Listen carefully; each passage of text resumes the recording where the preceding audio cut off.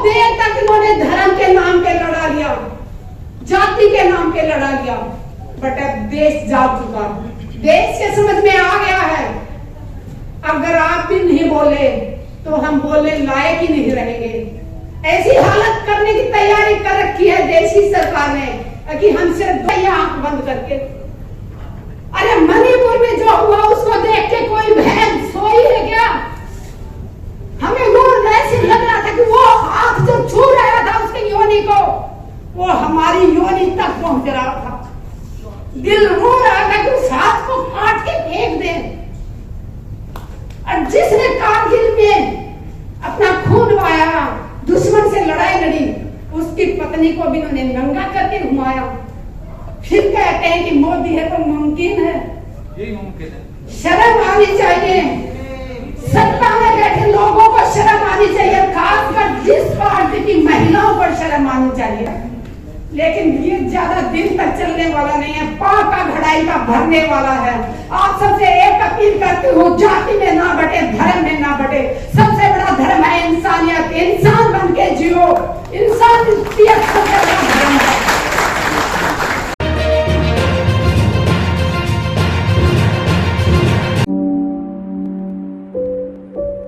क्यों नहीं? जब उनको पता चल गया था कि इस रास्ते से जाने से विस्फोट हो सकता है, तो जिसने भी एयरलिफ्ट से जाने से मना किया, परमिशन देने से मना किया, उसका नाम देश के सामने आना चाहिए। देश की जनता जाग चुकी है। बहुत देर तक इन्होंने धर्म के नाम पे लड़ा लिया, जाति के नाम पे लड़ा लिया, बट अब देश जाग चुका, देश के समझ में आ गया है। अगर आप भी नहीं बोले तो हम बोलने लायक ही नहीं रहेंगे। ऐसी हालत करने की तैयारी कर रखी है देश की सरकार ने कि हम सिर्फ दो टाइम की रोटी मांगने के लिए हाथ फैलाएं, ताकि हम अपने हकों की आवाज न उठा सकें। जवान शहीद होते हैं, उस दिन उसके घर में खूब सारे लोगों का आना जाना, सुबह से शाम तक लाइन लगी रहती है। लेकिन उसके बाद उस विधवा को अपना जिंदगी कैसे बसर करती है, किस तरह अपने बच्चों को पढ़ाती है, ये देखने वाला कोई नहीं होता।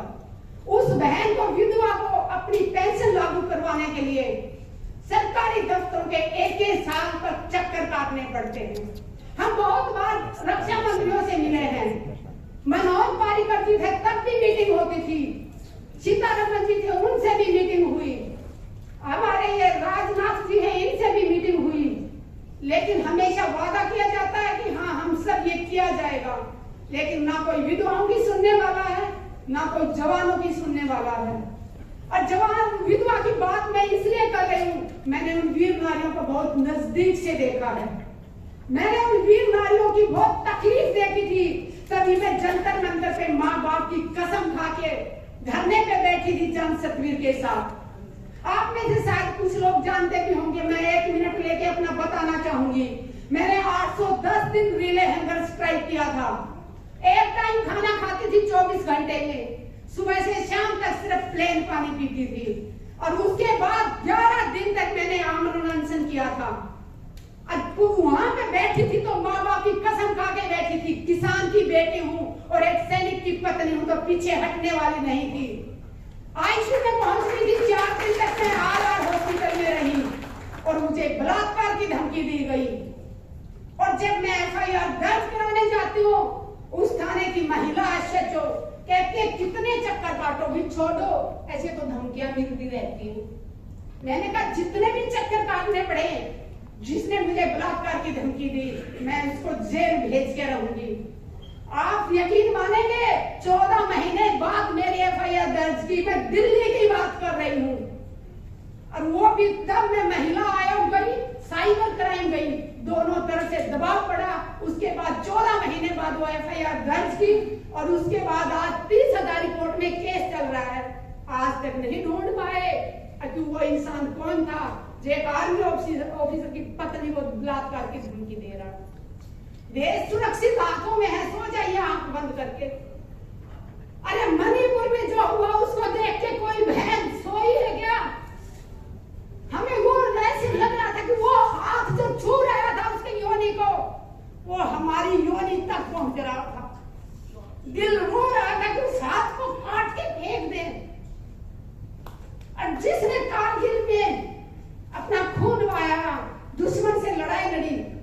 उसकी पत्नी को भी इन्होंने नंगा करके घुमाया। फिर कहते हैं कि मोदी है तो मुमकिन है, यही मुमकिन है। शर्म आनी चाहिए, सत्ता में बैठे लोगों को शर्म आनी चाहिए, खासकर जिस पार्टी की महिलाओं पर शर्म आनी चाहिए। अरे वो इतनी गुलाम है कि इस पार्टी की एक महिला होने के नाते उन्होंने एक शब्द नहीं बोला, चाहे वो पहलवानों को घसीटा गया हो, चाहे किसानों के ऊपर, जिंदा किसानों के ऊपर गाड़ियां चढ़ा दी गई हो। तकलीफ होती है, बहुत तकलीफ होती है, लेकिन ये ज्यादा दिन तक चलने वाला नहीं है, पाक का घड़ाई का भरने वाला है। आप सबसे एक अपील करती हूँ, जाति में ना बटे, धर्म में ना बटे। सबसे बड़ा धर्म है इंसानियत, इंसान बन के जियो, इंसानियत सबसे बड़ा धर्म है।